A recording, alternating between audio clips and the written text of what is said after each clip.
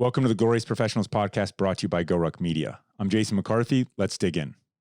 I remember how I felt on 9/11/2001 as I watched in horror as the Twin Towers burned and collapsed. I remember wanting revenge. Plain and simple, I wanted to bring justice to those responsible for such evil and cowardly acts of terror. Then, a short time later, on the ground in Afghanistan, we were given the opportunity to help bring payback to the Taliban. We were not there to bring the Afghan people out of their third world ways or to build a free society. We were there to collect payment due for the loss of American lives inflicted on 9/11, period. But as the days went on, something began to change in my mind. As the Taliban retreated and became fewer and further between, I found myself paying more attention to the Afghan people. They cheered for the Americans who were crazy enough to stand up to their oppressors, and the children were now happily playing outside, smiling and waving as we went about our business. It was then that a new feeling started to replace the anger I was holding on to. Hope. It soon became clear to me that the Afghani people now had so much more than before our arrival a short time ago. With the Taliban, who once owned and occupied the cities and surrounding areas, dead or hiding, the Afghan people could begin to live their lives without fear. They could now decide for themselves what to teach their children, and their daughters could attend school for the very first time in a lifetime. They could decide what books to read. They could fly a kite. Things that seemed so trivial and entitled to Westerners and Americans were so very shiny and new to these people. They were extremely grateful and happy with their newfound freedoms. After a few more years, we went on to give them an elected government as an alternative to being ruled by an iron fist. The Afghan people had come so far, so fast, and we were glad to give them these amazing gifts. And through all the American blood, sweat, and tears, we hoped we had done enough to create a new democracy on the planet. But now, 20 years on, just weeks from the 20th anniversary of 9/11, we are leaving Afghanistan, and it appears as though our extraordinary efforts may have been in vain. It's difficult for me not to feel a sense of failure with the speed of the capture of the Afghan capital Kabul and the fleeing of their president from the country. It seems as if those who we have given their freedom to are simply not willing to fight for it, and that, to me, is truly sad. Many Americans gave their lives. Many more Americans have returned home from Afghanistan with serious physical and emotional disabilities. Daily reminders of the battles they fought in the streets, villages, and mountains of Afghanistan. Once again, under Taliban rule, there will be no more freedom to vote, to practice a different religion, to love the person they choose. Females once again will be treated no better than animals. It's infuriating even to think about. But remember what the Taliban did when Americans first arrived. When they realized they were outgunned, they fled. They blended in with the population. They hid. They planned and they organized in secret. They took to the caves and they waited. They knew if they played our game, they would lose every single fighter they had, and they would lose quickly. The Taliban did what Afghans have done for centuries. And while this seems strange, even cowardly to Westerners, guerrilla-type fighting is very effective against larger forces and technologically advanced invaders. Afghanistan has been playing the long game throughout history, and they are exceedingly good at it. No empire that has tried to lay claim there has ever succeeded. Not one. And so, the Taliban took the lessons of their predecessors and used them to their advantage. They waited. Now, 20 years later, with the American withdrawal, the Taliban have come back to take back what we took from them. The major difference is that now, after 2 decades of American military presence, Afghanis have had a powerful taste of freedom. They have seen true happiness in their children's eyes and felt great pride in standing up their own government. For better or worse, we have planted a seed in Afghanistan, the seed of freedom. That seed may yet grow to become a towering tree of liberty. But here's the stone-cold truth about freedom. Something so precious as freedom cannot simply be given to others. It must first be earned if it is to be cherished, and then carefully handed down generation to generation, as it has been done here in America.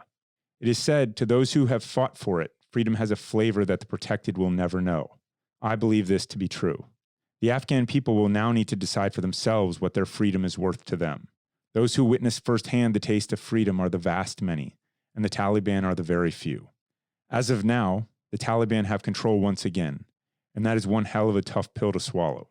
But again, the tiny seed we have planted there may still become a giant tree in time, and it may take a long time. But remember, Afghanistan plays the long game, and they are exceptionally good at it. Do not be surprised to see the Afghan people taking a play straight out of the Taliban playbook. they can wait and shine the light of freedom in dark places and use that light to read to their children about freedom and teach their daughters how to read and write in secret until the time is right for that tiny seed to become their very own magnificent tree of liberty. No one can predict the future, and things are far from easy to be happy about right now. It's hard to say what happens next or how it might end for the good people of Afghanistan. But as for me, after seeing what I've seen, I'm always going to bet on freedom to win out in the end. De oppresso liber, to free the oppressed.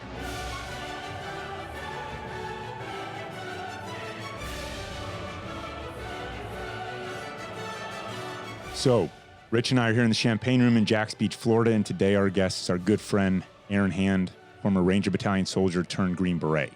Both Aaron and Rich were in Mogadishu in 1993, and we've been wanting to get Aaron on for a while, in person, to tell that story. But now, with the fall of Kabul, today it's all about Afghanistan. A little background info. Aaron grew up in Boston, joined the Army in 1993, and was stationed at 3rd of the 75th Ranger Battalion at Fort Benning as a sniper. He was part of the vehicle convoy in Blackhawk Down, Mogadishu, then returned stateside and went to the Special Forces Qualification course and was stationed at 5th Special Forces Group in late 1999. Rich is always non about 5th Special Forces Group. They're known as the Legion, of course. and Rich is also a proud member of the Legion, dating back to his days in Vietnam. Aaron deployed to Uzbekistan in October of 2001. Afghanistan Operation Enduring Freedom, 1 November 2001, Task Force Dagger. And Rich, for some additional context, was one of the Special Forces soldiers sent in 1975 for the fall of Saigon. And he spent some time in Afghanistan in the 1980s, notably in Charlie Wilson's war, carrying Stinger missiles to the Mujahideen. So we have a lot of relevant experience and perspective between these two guys right here. Aaron, I read, I've been seeing a lot of guys. I didn't serve in Afghanistan. And so it's kind of like, I care a lot more what other people have to say than what I have to say, right? Like you were there. I read what you wrote and I was just like, damn, that's what's up. What's going on in your head right now? Jason, just like everyone else, we're watching what's going on TV and the news, and it's hard to put a positive spin on any of that. I know I've got many service members out there thinking, what is going on? What was it all for? What have we done?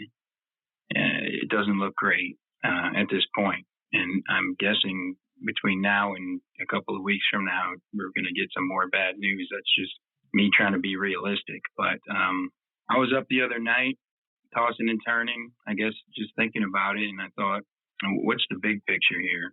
I mean, were we ever really supposed to be there forever? And isn't it kind of their baton to pick up at some point? And I thought I might write a little bit about that. So did you write that in the middle of the night? Yeah.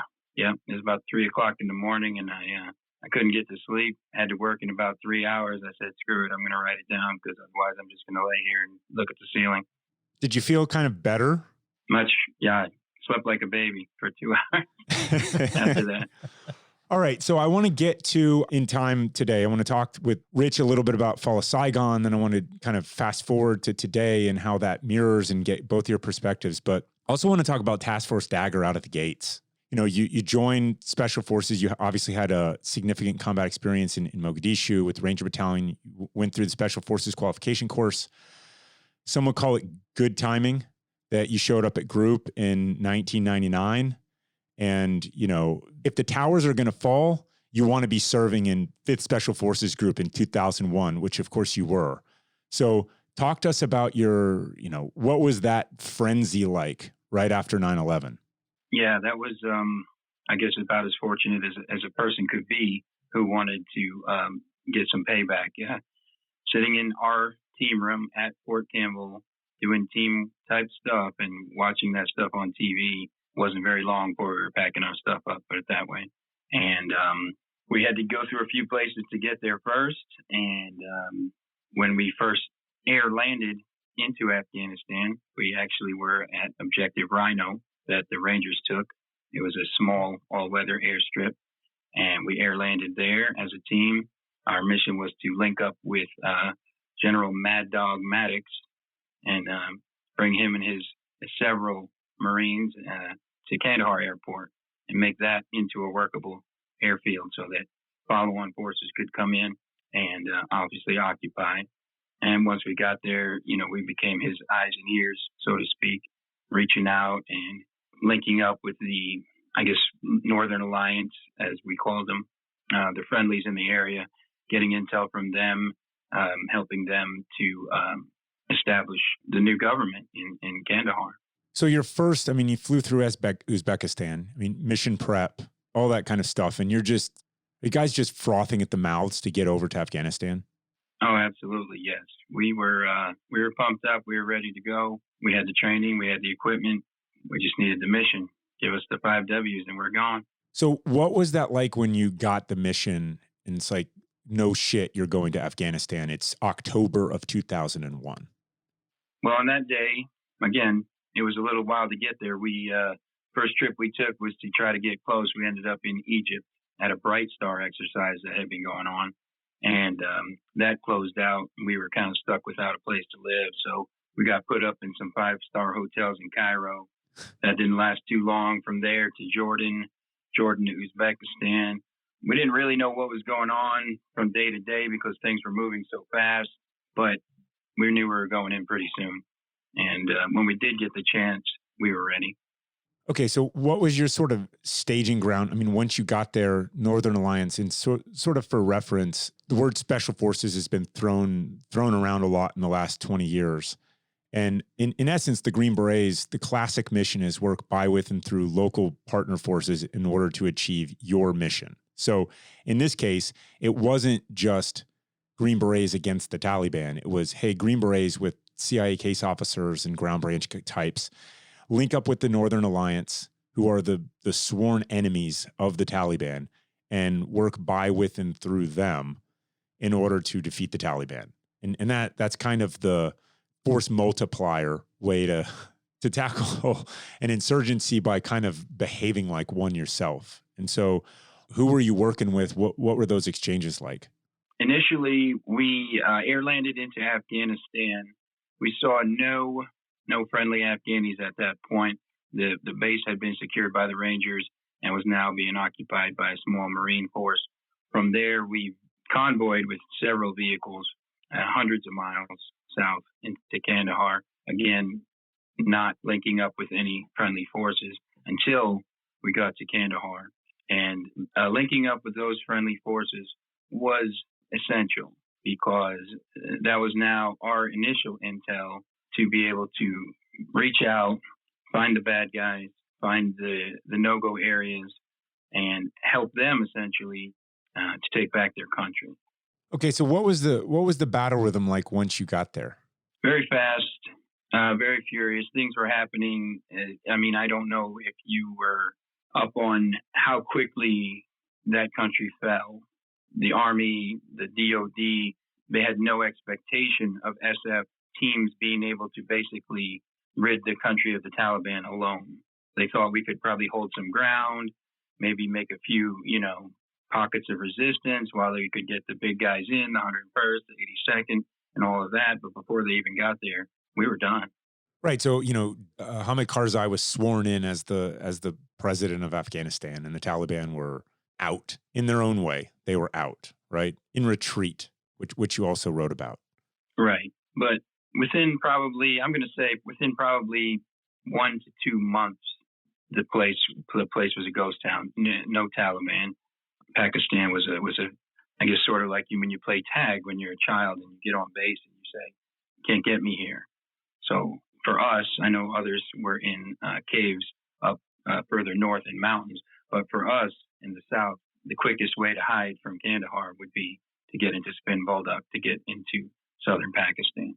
Okay, so when you were down there, how'd your mission set evolve? What were the kinetic operations, and what were the kind of goals of those? I get it. There's bad guys, go get them. But what sort of role were you guys playing? Well, it was traditional SF stuff. We linked up with some friendly forces who were in the Afghan army. We gave them the tools that they needed without, I don't honestly know what all types of information can be said at this point, but we gave them the tools that they needed to accomplish the missions that they needed to accomplish, which was air power to some extent.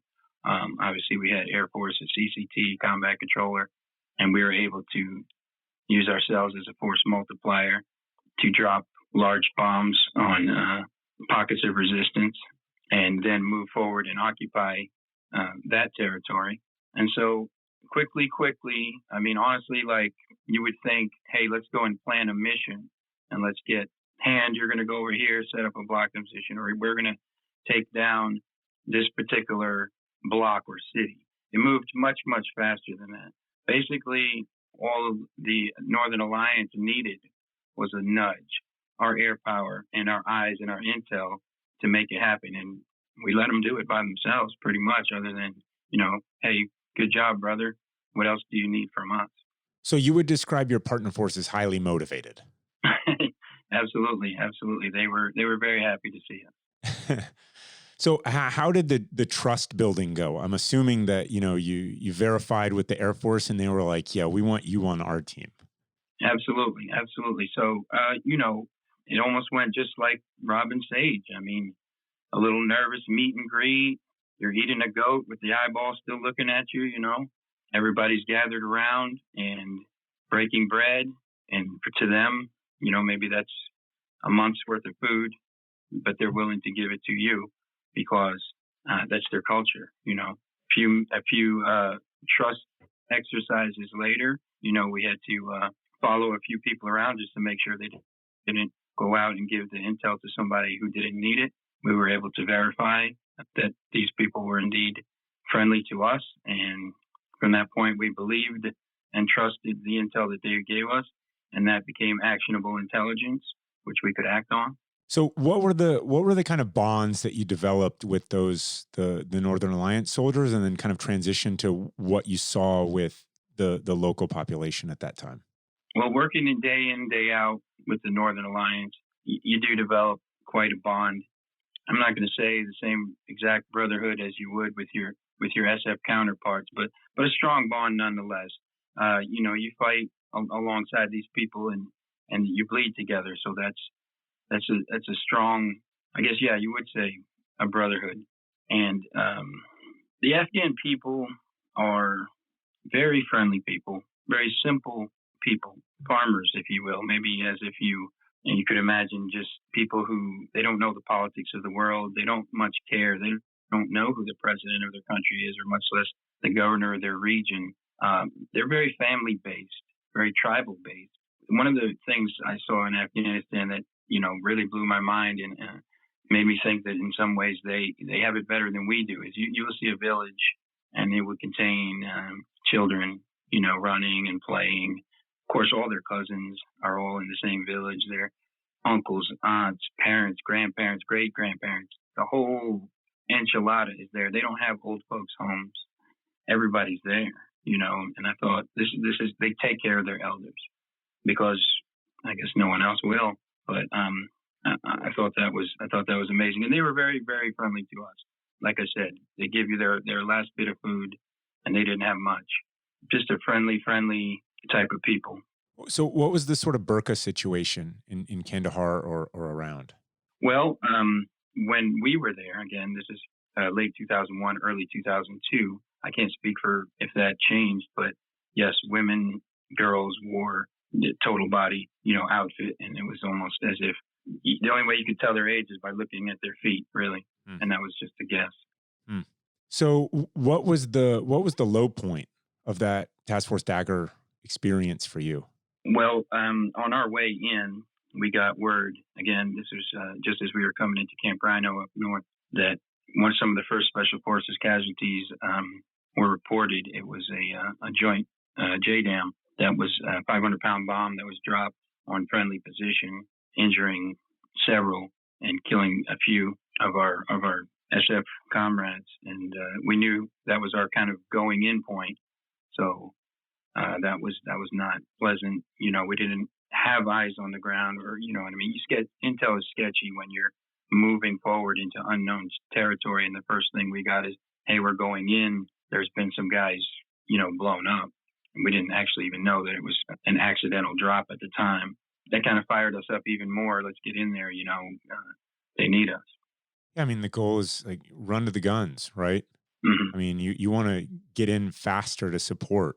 what's going on. And the hope is that in the last 20 years, the sort of run of the guns mentality that Special Forces and a lot of the infantry units have had over there will rub off. And I hope that you're right in terms of the soldiers over there have seen what they've seen and the people have tasted what they've tasted. And it's going to take more than, a couple more big thoughts online over here to see how this actually plays out.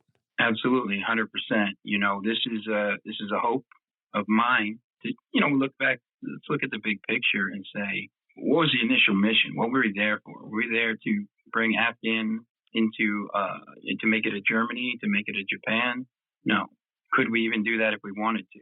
There's not a lot of infrastructure, I'm going to tell you that. And region by region, they don't really care, one way or the other who's in charge because, there are not railroads. There are not planes and trains and automobiles. There are dirt roads. People stay, they grow up, they die where they were born, plus or minus. So making that type of country, and I don't want to overstep my bounds, but a place like Vietnam into a westernized civilization is almost impossible to begin with. So were we ever really going to stay there forever? I don't know what the answer to that is, but I think it had to have an end point at some point. Saying that doesn't mean that I'm justifying what we're seeing now, because nobody wants to see how this is going down. We could have hoped for a much smoother transition, but it had to be a transition at some point, I believe. It's not that we're leaving, it's how we're leaving. Right. All right. So Rich, I mean, we were just shooting the breeze the other day at Scars, and when you first walked in, you're like, this is just deja vu. I'm just living through the fall of Saigon again. Yeah. Walk us through that. Well, it was amazing to watch. And I found it very interesting listening to Aaron just now to talk about the Afghani people and their friendliness, their cooperation, their desires. That mirrors the people that I worked with in Vietnam, the Montagnards and the Vietnamese. They were very open. They were very desirous of our support. And there came a time when the political decision was made. It was probably influenced by the military situation, but the political decision was made to leave.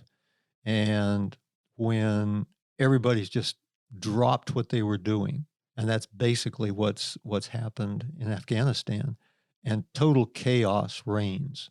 It's an unbelievable situation. You have in my case, we had a mission. We had to go in and we had to find very specific people that were located at very specific sites. So walk us through in some additional details, kind of what that was.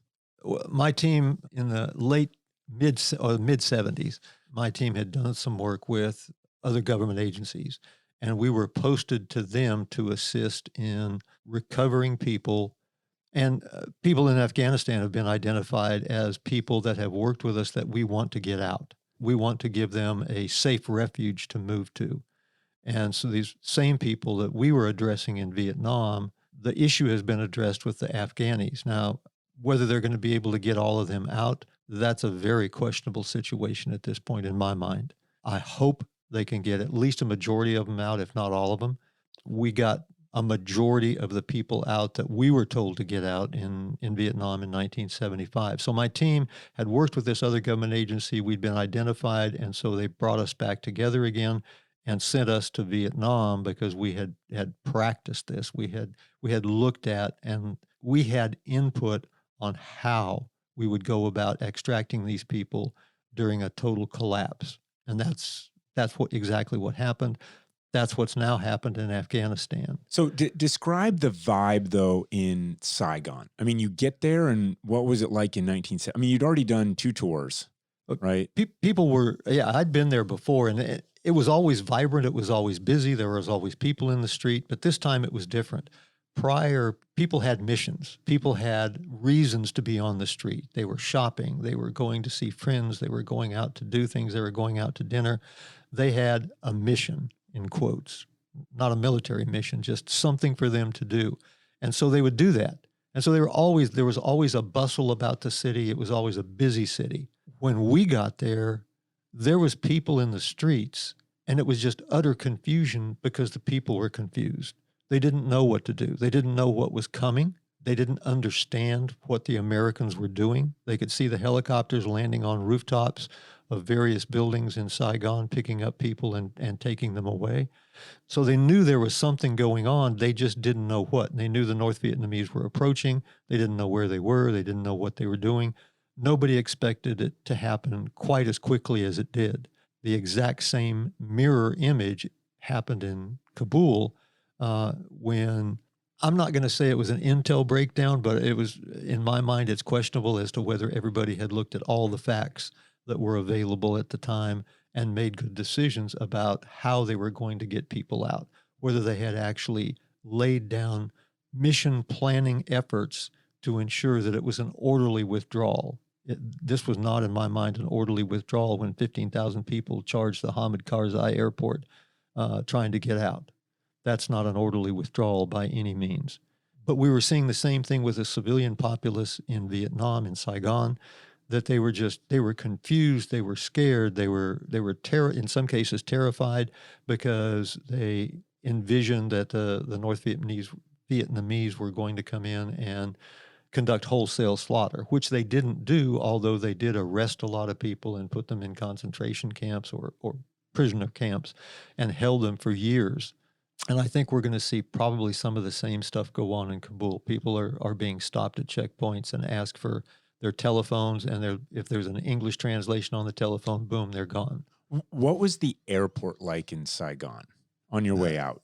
Tan Son Nhut was crazy. We didn't even try to use Tan Son Nhut. We used an airport on the northern edge that was a very rough airport. It was just a real simple strip, because Tan Son Nhut was unusable, because people had traveled there just like they did at the international airport in Kabul. Just like they did to the soon-to-be formerly named Hamid Karzai International Airport. Exactly. And Sucks. So there were so many people there, they couldn't land airplanes, they couldn't take them off, because people are standing in the middle of the runway looking for a way out. Very few airplanes on the ground, and none can land because they're standing in the runways. We passed by it twice as we collected people, and you could see the throngs of people standing there, gathered at the airport, Tan Son Nhut, that wanted to get out, that were desperate to find a way out of Vietnam because of what they perceived was coming. What kind of aircraft were you in? We used some other government agency aircraft. Yeah. There was a couple of C-123s. There were some C-130s that came out of an offshore airfield. The ones we'd used for MACV-SOG basically were the same ones we were using. And how many people did you sort of get out total? We got out, I think it was 74 people. And were there more? There were more teams. Yes. Besides yours. Yeah. There was 2 other teams besides us. Yeah. That's the grand sum of that is not a lot of people, though. No, it isn't. But these were very specific people that somebody had designated, not us, had designated that they wanted out. We've done basically the same thing in Afghanistan, as my understanding is, that there are certain folks that we certainly want to help and bring them out, because they did, in fact, help us during the last 20 years or more, actually, far more than 20 years. But I don't know who they are or how many there is. So, Aaron, when you see the airport in Kabul and you see just the chaos, I see your face, and you just took like a deep swallow, and you've got this enormous lump in your throat as I mentioned that. And like you see these people there. First off, I know the answer is yes. How big is the part inside of you that's like, man, if I could just have a Special Forces team and a gunship right now, and the Taliban is concentrated there, the leadership, and we could do a lot of good. Like, how big is the part of you that says that would be a great use of your time? Oh, I would do it. I've been retired for about 10 years, but I think I could still do it. I mean, if somebody wants to finance that, I say let's go. No, I mean, honestly, you're right. It's like I wrote, it's a very tough pill to swallow to see this when so much work was done and done right by not only SF, but a lot of Americans. And the manner in which this is taking place is sloppy. It's unnecessary. I mean, sure, I guess Intel or whatever said we don't think the Taliban can do this that quickly, but what about contingencies? Why not get people out before the withdrawal? I mean, all the questions, right? But yeah, it chaps my ass. I can't lie. And so, there's a lot of, these kinds of things that I see, they're always kind of hard for me to see, and I don't know how to exactly deal with them. But everybody or lots of organizations start posting, hey, if veterans are feeling a certain way, do all of these things and contact a buddy. I mean, it's like, it's all necessary. I get it, right? Because there are a lot of people with a lot of issues right now. And what's your reaction to that? Like, speaking kind of inside of our community. I mean, what's the right answer? How do we process this together? Talk about it, right? You talk about it, and it does seem strange. You're right. Well, why is the U.S. Army posting, hey, go find some friends to talk to and do physical, vigorous exercise? You don't hear that very often, do you? But yeah, I mean, it rings true, right? I mean, it's difficult to watch. We're seeing it together. Let's talk about it, right? So is it that, I mean, what's America's role right now? Joe on the street, Well, I mean, what is to be done right now is you're seeing this in real time. Maybe we saw it in Saigon as well. I think right here is a lesson. We're seeing a lesson not to make in Iraq, a lesson not to make 10 years down the road. What else can we do other than absorb the information and hopefully learn from it? I mean, when you kind of look at this, the hard part is that you guys have both been there. How bad is, like, let's just shoot straight, right? Like, how bad is this going to get? This idea that the Taliban went to Doha and said, all of these sort of, oh yeah, we're not going to do this and we're not going to do that, right? And, you've got a lot of people out there trying to blame just the current administration. And that's fine. You can say, hey, this is sloppy. 1,000% agree with you, right? You go back in administration, different political party. I mean, that's where the deal was cut. The Taliban were going to start killing all the insurgents for us. Like, I mean, the president before that, different party than the one that came after, right? Like, he was going to get us out. And, the first one always going to be free and we're going to build nations, right? I mean, it's kind of like, look, there's a lot of, blame to go around. It doesn't do a whole damn bit of good. It really doesn't. And it certainly doesn't do any good when it's trying to divide all of us, and especially down party lines, which I'm just fucking sick of, right? Like, if we just kind of say, hey, there's nothing good about this, but let's try to listen to people like you and say, look, we got to take the long play, and it sucks. The hard part is it's going to get really bad.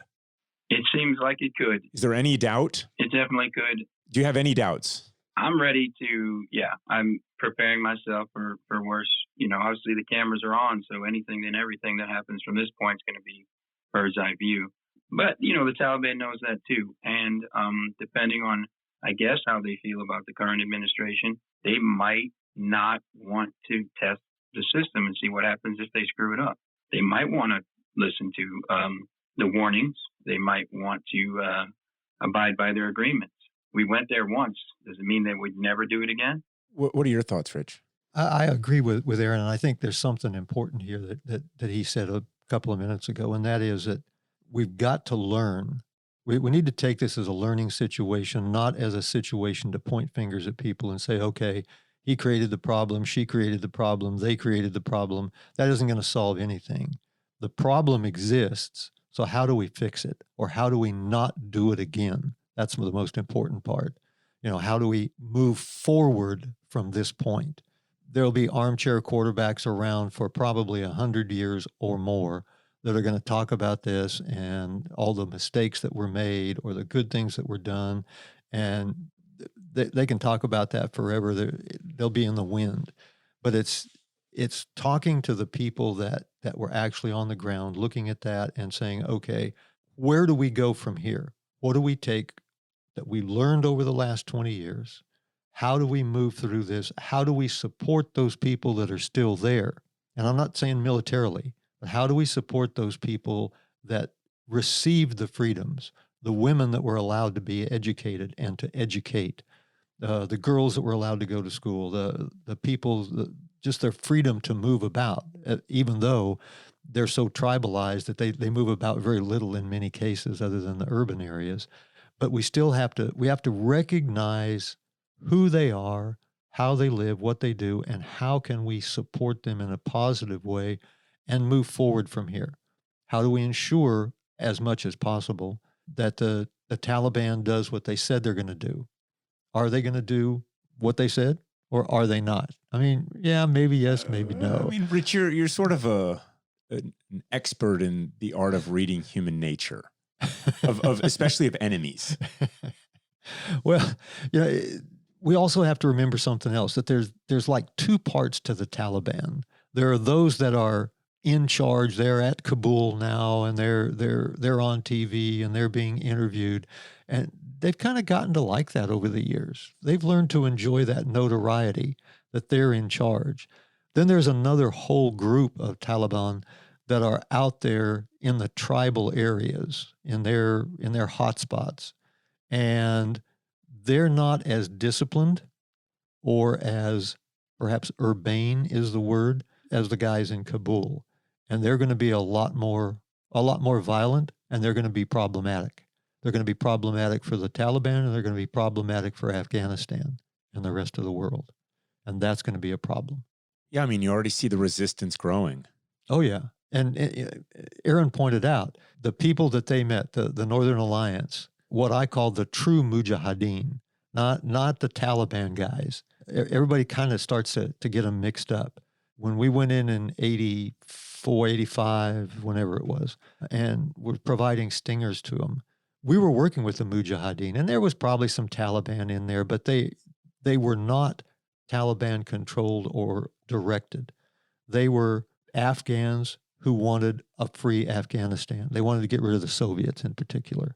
And we were there to assist them to do that, and they did it. The Soviets got their asses handed to them, but in all fairness, the Soviets did what we probably should have done, and that was they laid out a plan on how to leave systematically, and they did.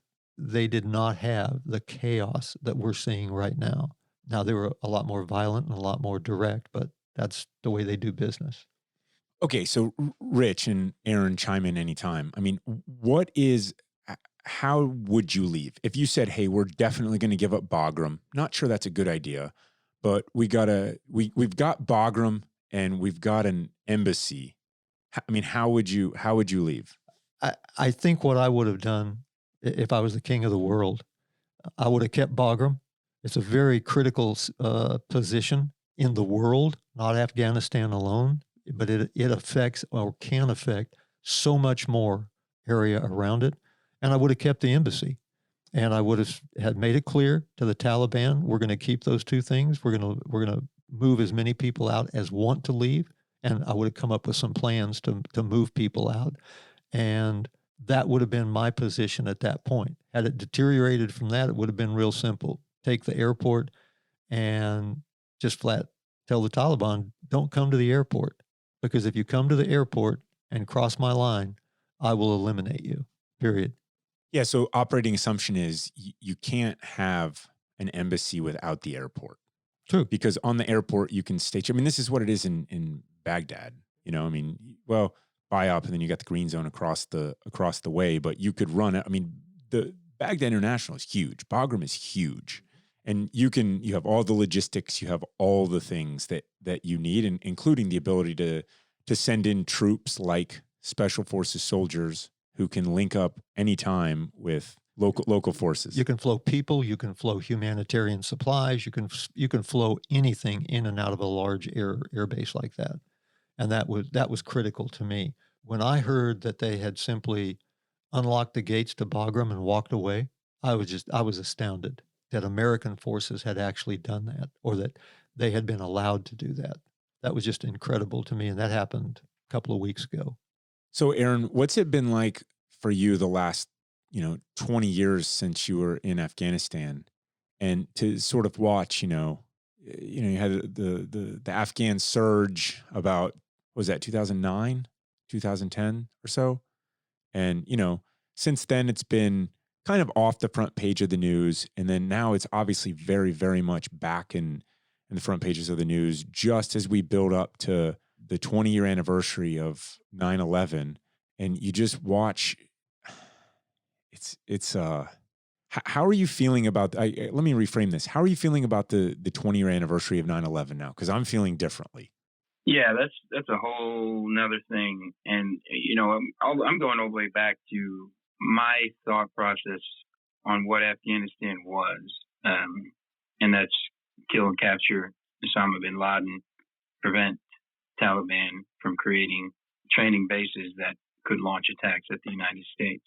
If that's where we started and that's all we wanted to do, the mission ended when we killed bin Laden. However, that's not how it ended. It went on, as you said. Obama's initial thought process was a drawdown. It turned into a buildup, and then, like you said, kind of disappeared from the news. My son is in the infantry. It's kind of a side note. He's 22 years old. And the last place I wanted him to be is the place that I started 20 years ago. I definitely don't want to see him come home under a flag or with his legs blown off. So at some point, my belief, and all along, has been this has to end. Having said that, Rich is right. Once you have established a foothold, you keep it. So while you can dwindle down your military presence, significantly, you should always have a place that you don't have to fight to get back in again if you needed to get back in. So it's hard to watch. It's a fiasco. And here we are, definitely less than a month from 20-year anniversary of 9/11. So a lot of feelings are coming out, feelings about 9/11 and feelings about what was this all for if all we were going to do was watch some chaos on the news as the Taliban take back over. But you guys did talk about, the differences between the elite, the leadership of the Taliban, who have the right things to say, and maybe even they have the right things in mind, and maybe the brutes down in the trenches who don't have exactly those things in mind. They'll be more violent. They'll act out on their own. But again, these people have had 20 years of freedom. 20 years. For some, that's a third of a lifetime, sometimes half a lifetime. Their lifespan is not enormous over there. They've had it. Maybe before, when the Taliban came in the 90s, things might have been different. Anytime societies come together, they have to blend a little, right? So it is my belief that they're not going to stand for the same level of oppression that they once were under as a people. I say this, but at the same time, we just gave the Taliban a shit ton of military equipment to try to prevent that from happening. But again, I still believe over time, they'll want their freedom. They'll do what they have to do to get it. Is it safe to say, hope for the best, expect the worst? And the worst in this case is a lot of repression. It's a lot of violence. We're going to see it. We're going to hear about it. And then what's going to happen is we're not going to hear about it. Yeah. And that's, it's at some point drifting back into, just one of those other countries that this stuff goes on. And, the part for me is I thought the lesson of 9/11, even specific literally to Afghanistan, was if you have no network and you have no embassy and you have no diplomats and you have no spies and you have no soldiers in country, that's a really, really bad thing. Exactly. That's a Somalia right there.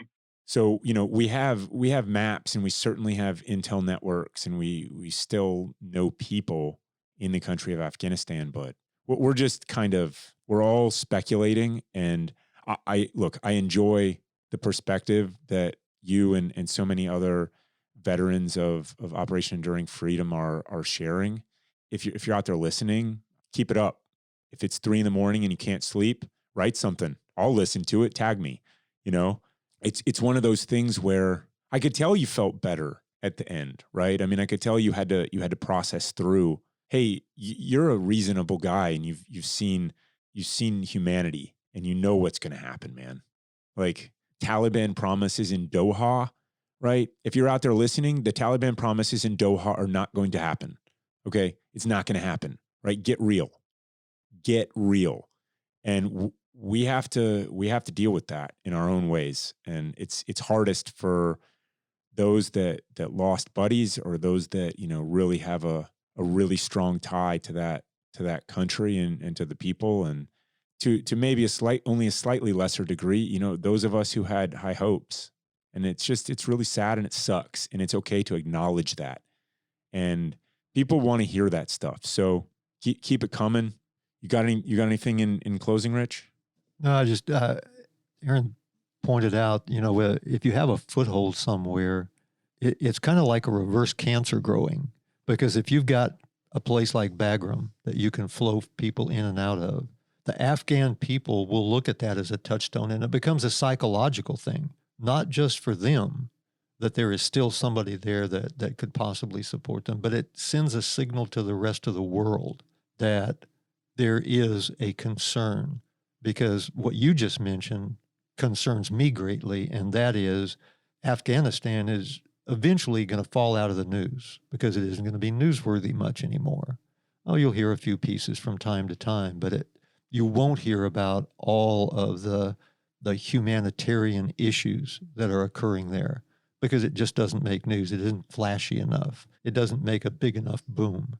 And I'm worried about that, because if that goes away, then nobody's going to be looking at Afghanistan other than the Taliban and the poor people that live there. And that's a bad thing for the world, not for America. It is for America too, but for the world, it's bad to lose that perspective that there are people that need assistance out there. I mean, it's going to happen. I know, and that bothers me. I mean, greatly. Hey, today, a female was not wearing a full burqa and she was wanted to go to school and they shot her, right? Or a little girl wanted to learn how to read and her dad was teaching her, and so they shot both of them. Like, these things are going to happen, and it's disgusting, man. Yeah. And it's really hard. Absolutely. And, it's okay to say that this sucks. It's okay to be mad about it. And, it's just, that's just the reality. And so, fuck, man, like, learn some lessons. I don't know. It sucks, but there's always hope. And you wrote about it, Aaron. You talked about it with us here. We're grateful for that perspective. And we do hope that we've inspired more Afghans to fight harder. You taste something, you can't say you don't know what it tastes like. Right. You can't say that. And so, God, let's hope, man. I'm buying hope today. And I think it's going to be messy, but so was our story of hope. I'm not saying Afghanistan's America. I'm just saying people are people, and hope springs eternal, and it certainly exists in the hearts of many of them over there. And maybe that'll get us through some hard days. Absolutely, but I mean, we blame ourselves here, and we're thinking, dang. But let's not forget, this Afghan army was trained and equipped, and they laid down their weapons. They didn't have to do that. Okay, so that's on them. And like you said, taste of hope, taste of freedom. Okay, we gave it to them. Here's your freedom on a silver platter. What's it worth to you? It's not worth much if you don't earn it. So that's their task ahead. Earn it. Go get it. I mean, there's some real warriors there. I mean, the commandos that were trained, I mean, they fought and bled with a lot of U.S. soldiers for their own country and their own cause. And all I can do is trust that judgment on the ground. Some of them are consolidating up north, but you can trust the judgment on the ground of the guys who have been there and said they fought like lions beside them. And let's hope that they're lying and waiting as you hope and predict. Time will tell. Yeah. Aaron, thanks so much for coming on today. This has been something that Rich and I both, just wanting to kind of reach out and talk to some of the guys who are out there with their experience and what they've been through. And thanks for sharing your perspective. We appreciate your time today. And to everyone else out there, hope you enjoyed it. Thanks for listening. Thank you, Jason. Thank you, Rich. Great job, Aaron. Thank you.